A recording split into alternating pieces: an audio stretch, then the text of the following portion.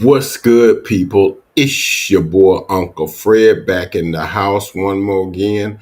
Cowboys got a dominant win. Know I'm a little late to the party talking about it, but we're gonna hit on the high points on that and a look ahead to the game on this coming Sunday and some news regarding one of our vets that may have played his last game. But sit back with your boy Uncle Fred. We're gonna talk about it here in just a second.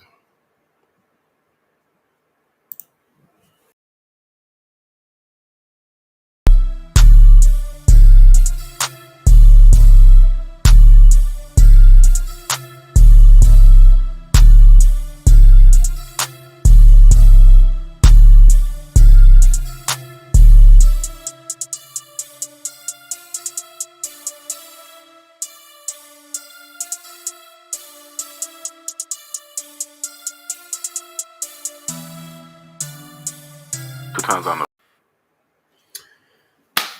Once again, it's your boy Uncle Fred back in the house one more again, and been a rough week and had a chance to get back with you guys. A lot of times I'll try to get back with you on game day, pre-game, and then game day of the game, win or lose. But lately I've been hadn't been able to get back. But I just want to kind of just hit on the high points on the game Sunday. Um, Man, got a dominant win, as the thumbnail says. Cowboys get a dominant win over the Giants, score 49-17. Was sort of not going to say unhappy with the win, um, but we'll say I didn't think we got as much out of the yardage that we got. Because I mean, when you look at the yardage and the amount of domination that we had over the Giants, let me just kind of give you some benchmarks here to let you know what I'm talking about. You know, as when the first half ended, the Giants had one first down to our, I think, 18 or something like that in the first half. They had 27 yards to our like 279 yards. Okay. And it was 28-0. Okay. Now, realistically, that's a slam dunk yardage disparity. For a team that only had 27 yards at halftime, one first down, um, that's 28-0. And the reason I say uh, you know, it should have been worse than that is because on the very first drive of the game, the Cowboys go 10 plays, 74 yards, and get down to the 2 and don't get in. The Giants basically goal line stood us. I mean, I guess you can do that when you know you far superior team than that team. You're like, okay, but I don't want to get in the mindset of taking drives for granted. Okay, um, they got down and Rico Dowdle and Tony Pollard was getting down inside, running the ball, getting down in the red zone, and we got inside the 5. They took Rico Dowdle out and put Tony Pollard in there and tried to run him up the middle. And I thought that was a mistake. Rico Dowdle was running good up the middle because you got to identify what the roles of the players that you have are. And I think the Cowboys are on some sort of political uh, uh, campaign, not for running for office or anything like that, but because Tony Pollard got this franchise tag money for $10 million. Now he has to be all things for all purposes. And I don't think he's that. Now, he's a good player, a borderline great player, okay? But you got to understand what your player's strengths and weaknesses are, okay? And Tony Pollard's strength is not running up the middle under no circumstances, okay? Now, occasionally he can do that, but it seems like they're making it a point to push him up the middle. Let's run him to death. But it's actually hurting us in games. Had that been against a team that was equal in talent to us, that little foolishness could have got us beat because you don't want to, frivel away or fritter away a red zone opportunity. But we was able to get the ball back, and on the next drive after a Giants punt. Actually, Cowboys punted again. Then they made the Giants punt. Then we went 9 plays and 46 yards and ended with a touchdown pass to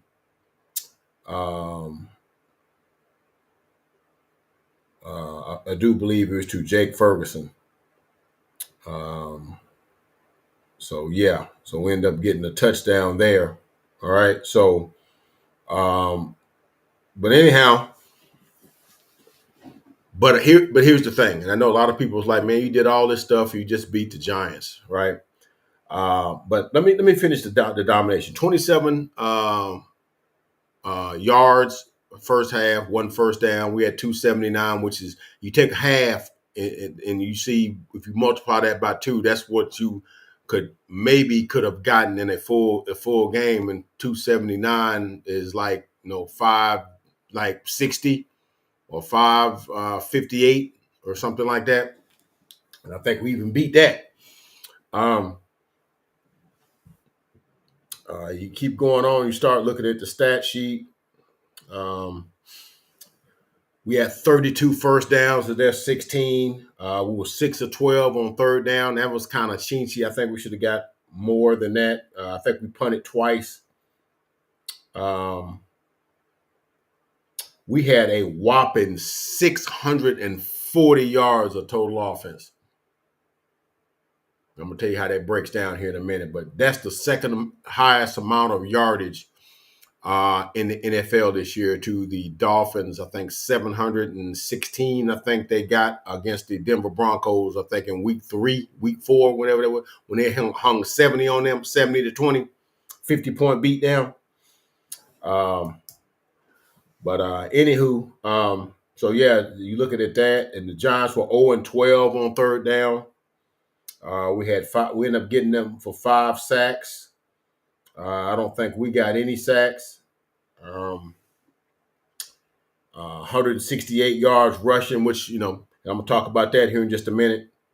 But a couple of the other reason why we didn't have more than 28 points, even though we had almost 280 yards of offense in the first half, because we got that goal line stand early, and then in the second quarter, Dak threw a pick where they fake man-to-man and slid a linebacker underneath in zone, and he ended up throwing it to him. But they got no yards out of it. We got the ball back and drove right down and got a touchdown like good teams are supposed to do, right? So, but here's the thing. And the people will say, well, you just beat the Giants. But here's the thing, though. You want to look at this light. Feeling like a Cowboy fan talk now. Look at this light, man. This light ain't doing what it's supposed to do for me right now. Let me look at this.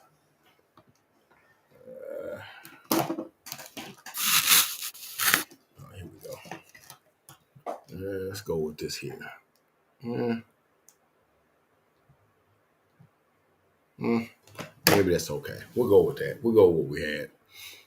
Maybe turn it around a little bit. Like that. Yeah. All right. So anywho,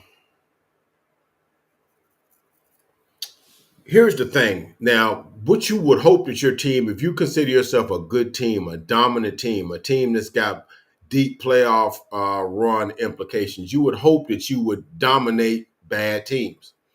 And where it gets tricky with the Cowboys is that sometimes you got to beat good teams, and that's what we have failed to do. But don't take it for granted that you can just dominate a bad team. Look at the Buffalo Bills and the Denver Broncos the other night, like Monday night. Denver Broncos aren't a good team. They got some issues. Now, they've been playing well of late, and I think they've won 2 in a row. They beat Kansas City and came back and beat Buffalo, which that's a pretty tall task right there, right? But nobody would say that they're a good team, all right? They're a team that's struggling. Nobody expects them to make the playoffs. I think they're 4-5, but that, under 500, they're going to get you in the playoffs in the Western Conference, in the AFC. But the Buffalo Bills couldn't beat that not so good team. Neither could they beat the New York Giants. Well, they barely beat the New York Giants. What, they beat them 14-9? team that we hung 40 on twice. They couldn't beat the Jets either. Okay. So that, and for that matter, so that's all I'm saying is that you can't just poo-poo that you beat a team that you're better than, because that doesn't always happen. Okay. It doesn't always happen. So yeah, we got a dominant win. But here's what I hope. This is what I win.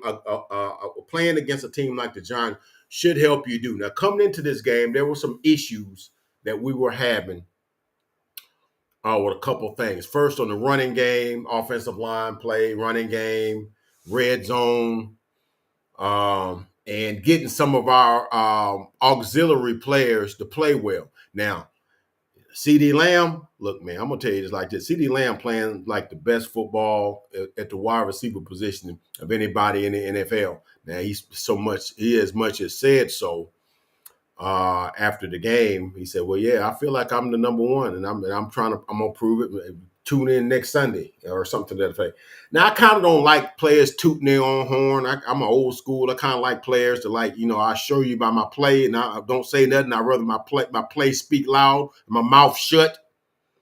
But I ain't mad at him. Anytime you go, I think 11 for 158 and 2 against the Rams, 12 for 191 against the Eagles, and then 11 for 151 and then one rushing touchdown against the Giants, and earned you NFC Offensive Player of the Week honors. You can pretty much say what the heck you want.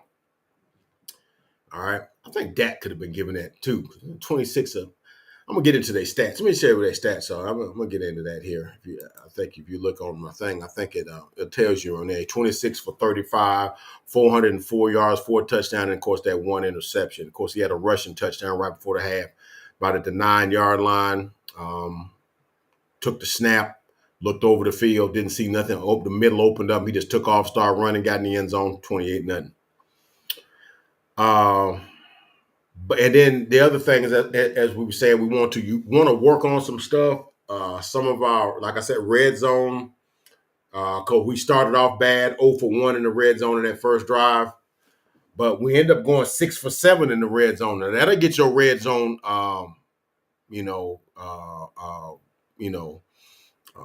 success rate up. So end up doing that. But it also, the thing is, like I said, we want to get the running game going, and then you also wanted to get some of your other players going, because if you look at the Eagles game, you could see Jake Ferguson, six catches, 91 yards, and a touchdown.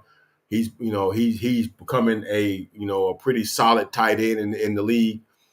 But you kind of wonder what was going on with Brandon Cooks, okay, and Michael Gallup for a lesser degree, because we kind of had said, okay, Mike ain't what he was. But let's move on with some of the guys that we think can take up the slack for what Mike was lacking. Guys like Jalen Tolbert, and Turpin, Turpin didn't play on Sunday. He didn't dress, so Jalen Brooks got some playing time. Number 83. I know I was watching who's this number 83 that's catching passes? I think he had 3 catches in that game, if I'm not mistaken. But yeah, Jalen Brooks got some playing time. He'd been like a no-show pretty much all season, as a rookie and what have you. Jalen Brooks had 4 catches and 39 yards, with been a 41-yard gain is his longest, right? So it was good to see him play. But here's the thing, man. The thing that was the most puzzling to me as a Cowboy fan is why we couldn't get Brandon Cooks unlocked.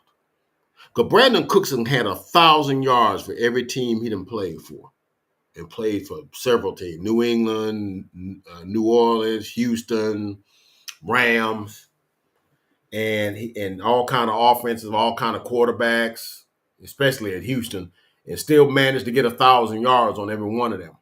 So why were we having games where he didn't get but 1 catch for 7 yards? And I think against the Eagles, then another game, he was 3 catches for 16 yards or something like that. with a guy with the credentials and the pedigree and the ability that this guy has. And as a number 2 receiver. Now, I said this, and I'm gonna back off of it here in a minute when I tell you why I'm saying that. I was saying, I said, man, we treating Brandon Cooks like he Noah Brown. That's always kind of hip to dig at Noah Brown, because Noah Brown got, didn't get his contract renewed, and he signed with the Texans, for $2 million. In the first couple of games, he had like 3 catches or whatever, and then it's like, okay, Noah can't even play against on the Texans team. Of course, the Texans end up being kind of good, and I think they're 5-4 now. Let me let y'all in on a secret. Noah Brown is having as good a season as Brandon Cooks, maybe a better season than Brandon Cooks, especially of late. Noah Brown caught 3 passes for 20 yards in his first game against the Ravens this year. A loss, 25-9 to the Ravens. Then he goes on to miss the next 4 games. Comes back in game 6 against the Saints, and he has I think 2 catches for 37 yards, including a 34-yard catch. Then the next game against the Carolina Panthers, where they lost, maybe that's a hint for us, because they went to Carolina and they were favored by 6 and lost. And we'd be on our P's and Q's, but more on the Panthers later. He ended up in that game with 3 catches for 57 yards, including a 34-yard catch in that game.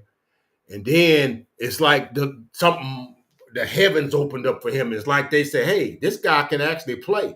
I found out that Noah Brown's a 5-star high school wide receiver before he signed at Ohio State. I did not know that, but I heard that.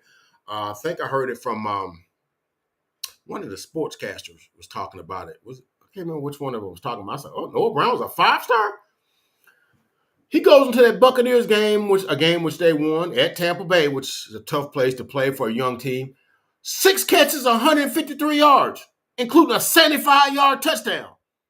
Dalton Schultz had 6 catches for 114 yards and a touchdown, if you need him also.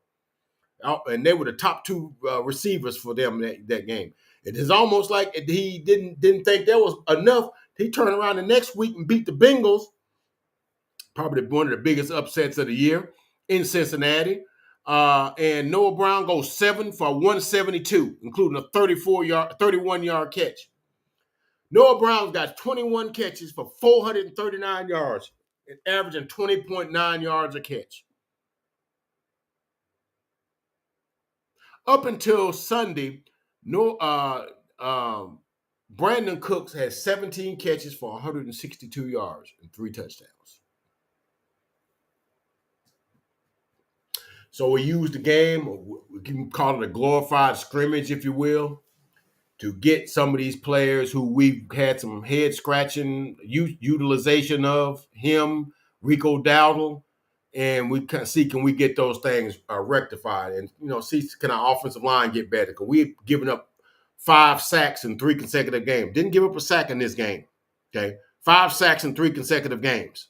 Okay, not good at all. But we solved, for the time being, the Brandon Cooks issue. Brandon Cooks had, you see it on the thing, Brandon Cooks had 9 catches for 173 yards and a touchdown. Okay? They were using him on inside catches, in the slot, running little curls underneath, crossing routes underneath. He caught one across the middle and just turned on the jets, went across and went down the sideline for like a 35-yard gain. I'm like, that's the Brandon Cooks I remember. And then one when it was one-on-one coverage, Dak just looked off, looked back to him, had like a 25-yard, he just blew right past the corner. And I'm like, that's what Brandon Cooks can do. He can do that all the time. All right? So maybe they figured out ways that they can utilize him, because that's a waste for a dude to be, as good as he is. And I thought maybe some of it, because I've talked to some people about it, and I said maybe some of it's because of his diminutive size. He's only like 5'10", like 180 pounds, 189 pounds. And sometimes it's difficult to throw to guys that are smaller. If most of the Cowboys receivers are 6 foot and above. Everybody, other than Cavante Turpin, he's more of a kick returner, but Jalen Tolbert's over 6. Michael Gallup's over 6. CeeDee Lamb's over 6. Jalen Brooks is over 6. He's like 6'3", 6'4". He's a big dude. So it's different throwing to a bigger target as opposed to throwing to a smaller target, especially if that target is lining up on the outside or an X position rather than an inside, like a slot position. Sometimes it's a little harder. It takes like a more pristine, throw to get that in between, like, corners and safeties who may have long arms. You got a small target in there, so it's easier to get him the ball like in the slot because he's, he can get that directional where he can go either way, left or right. Once he, clears the line of scrimmage or whatever, he can run underneath. Whatever the case was, they figured out some ways to use him. He had 9 catches and led us in yardage for 173 yards. And then Rico Dowdle had 12 carries for 79 yards and a touchdown. And I hope they start figuring out Rico Dowdle is a monster in between the tackles. He's a tough, hard runner in between the tackles. Now, maybe the Cowboys are thinking because they're not paying him but 38 cents or $38, as Vox Lombardi likes to say, that we don't want to use him. We don't want a dude making $10 million sitting on the sideline. And if you look at the team we're getting ready to play, they made a decision like that went the other way, and we're going to talk about them here in a minute. But those are the concerns. Penalties, 9 penalties for 83 yards, especially on that one drive, second drive of the third quarter. It was like 4 penalties on that drive. And we just can't have that. You just can't have that. We just got to be more disciplined. I thought some of them were a little chinchy, but we just got to be better, especially on a team we don't have to do that against. We don't have to do that. But anyway, it was a very satisfying win. I didn't like them giving up the late touchdown to give them 17 points, but, whatever. 49-17 was the final score. As I said, 640 yards of offense. I think that's our second highest in the team's history as well. So, and so though in the stars, like I said today, Dak Prescott 26 of 35, 404, 4 touchdowns. Tony Pollard 15 carries, 55 yards. Rico Dowdle 12 carries, 79 yards and a touchdown, including a 21-yard gain. Receiving, as I said, Brandon Cooks 9 for 173 and a touchdown, including a 37-yard on 10 targets, so 9 catches out of 10 targets. And I like it when Brandon Cooks get 10 targets instead of 3. CeeDee Lamb 11 catches, 151 yards and a touchdown with 14 targets, including a 30-yarder. I wonder if that's the one where he caught it down the left sideline, one-armed. Went up with one arm, pulled that thing down, and I'm like, go on, CD, do your thing, man, do your thing. And Michael Gallup actually had a nice 41-yard touchdown in the third quarter where he just mossed the dude, went right by him and just bullied the ball away from him on a 41-yard catch, and he ended up catching a 29-yard jump ball from Cooper Rush in the fourth quarter to give him 2 catches for 70 yards. And I hope it does something for his confidence. Of course, now everybody can't get big catches and big yards. Jake Ferguson, who had been having good games all the way up until now, only had 4 for 26 yards, but a touchdown, including a 16-yard catch. So,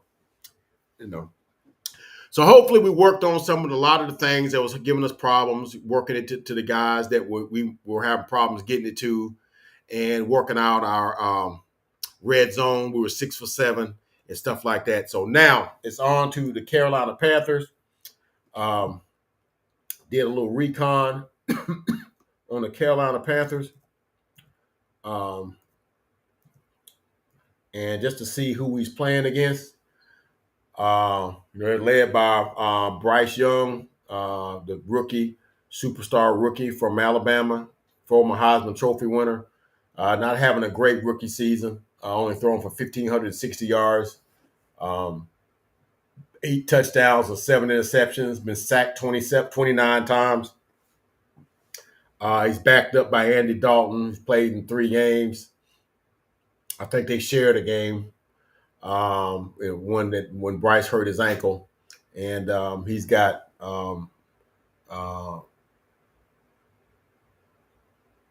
361 yards and 2 touchdowns, no interceptions. Okay. They're led in rushing by Chuba Hubbard, not Miles Sanders. Now, even though they gave Miles Sanders a $13 million contract, I don't know what Chuba Hubbard's making, but I guarantee it ain't $13 million. But they have either figured out with Frank Reich, who's the head coach, that maybe the offense don't work as well with with Miles Sanders. So they go with Chuba Hubbard, who's got 351 yards on 94 carries, to the 224 yards on 71 carries on Miles Sanders, who's making $13 million a year.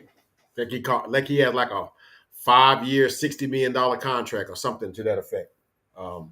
Four years, 45 or something like it ended up being about $13 million a year when I did the math. They're led in receiving by Adam Thielen, who's got the same amount of catches as CeeDee Lamb, but far less yardage. He's got 68 catches for 652 yards and 4 touchdowns. And he's a leading receiver. DJ Chark, who I don't think will play, he's got 17 catches for 229 and 3 touchdowns. The other guy I think we might have to worry about is Jonathan Mingo. He's a rookie from Ole Miss. A guy I could have seen us drafting. He's got 23 catches for 220 yards. He doesn't have any touchdowns. Tight end Hayden Hurst. I think he's in concussion protocol. He's not going to play. One of the interesting things, I think his name is Michael Thomas, who had been the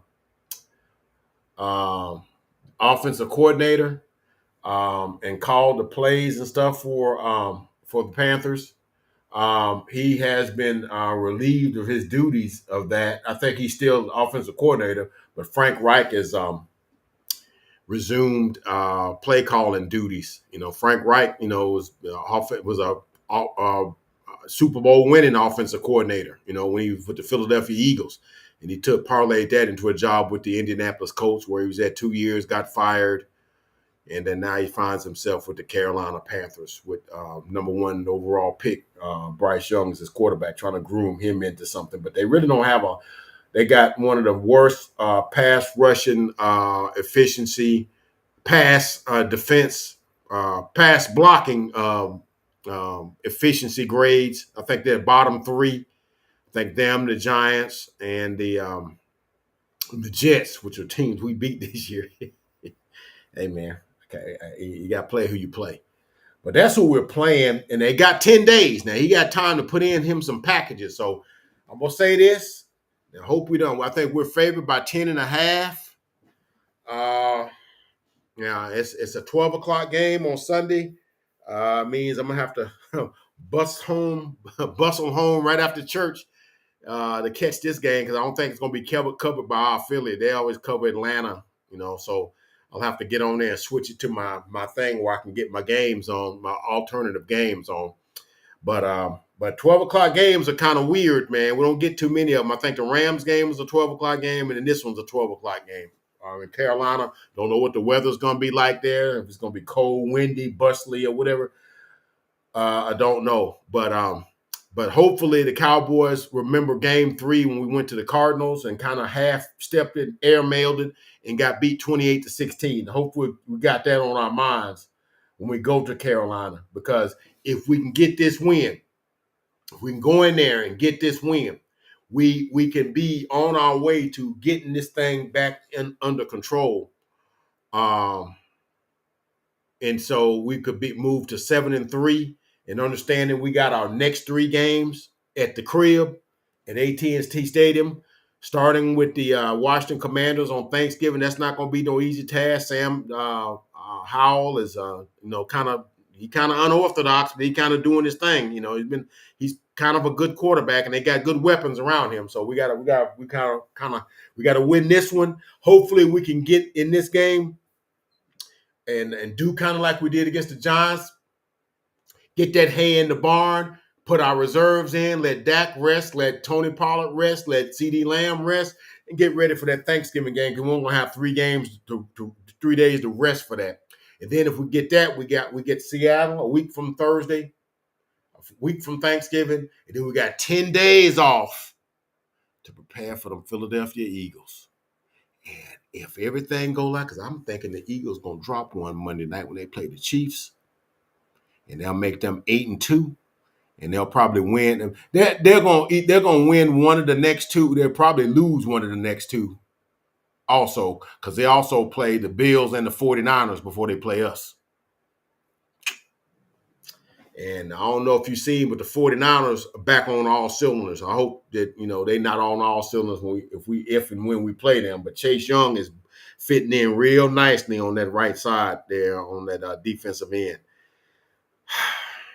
Wish we'd have made a move at the trade deadline. But ain't nothing I can say about that. Hey, but we do got Martavius Bryant. All right, so we'll see how that go. I ain't expecting a whole lot from that, but dude ain't played in 5 years, but who knows? That dude was a beast when he played. But anyway, we're looking forward to that. We're going to see what happens as we get ready to close this video. Just kind of want to touch base with you. Want to talk about we had some bad news yesterday. Starting linebacker Leighton Vander Esch with the neck injuries that he sustained against the 49ers, were hit with a contact he got with Trent Williams. He's going to miss the rest of the season. And depending on how you feel about Vander Esch, I like Vander Esch early in his career, but I think when the neck injuries came, it started to make him play a little trepidly, whereas he wouldn't come to try to hit. He went to the hole to see, then make a tackle.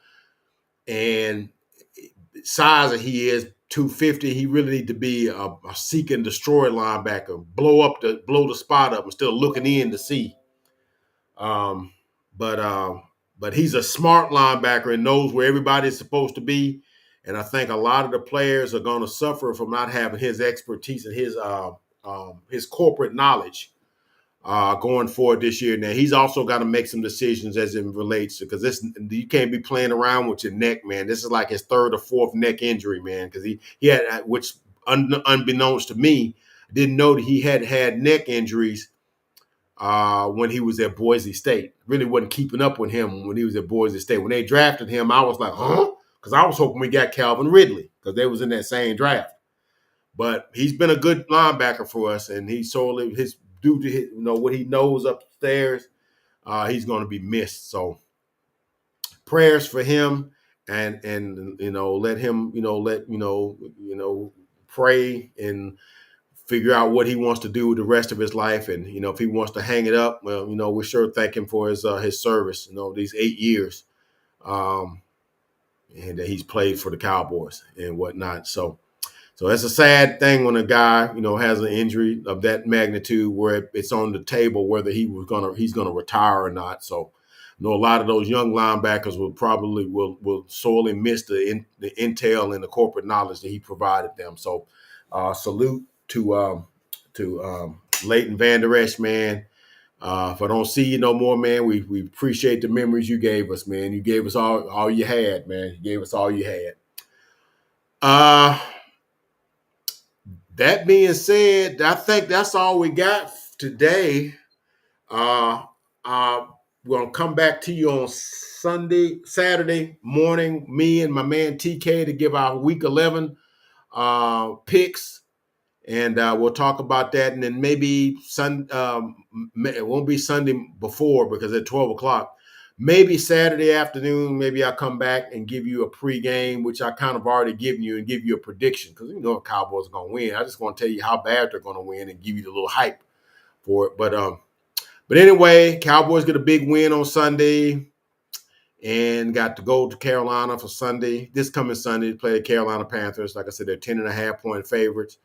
And hopefully they can go in there and get the dub. But see you guys on Saturday morning with me and TK for our weekly pick'em show, and where we pick our games for the week and give you some intel. Man, I think we're better than Steve and Sam on PFF, Pro Football Focus. Man, I think we're just as good as them, man. But tune in, man. I think we have a good show every Saturday with our expert and a little comedy relief. I think we got some stuff.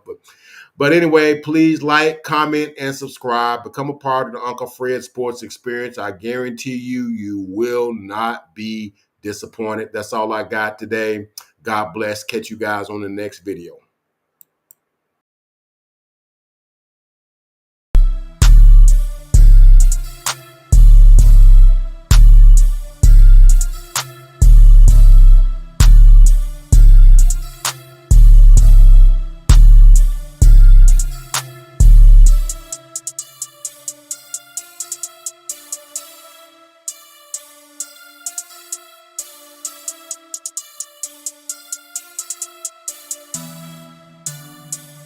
Two times on the beat, bitch.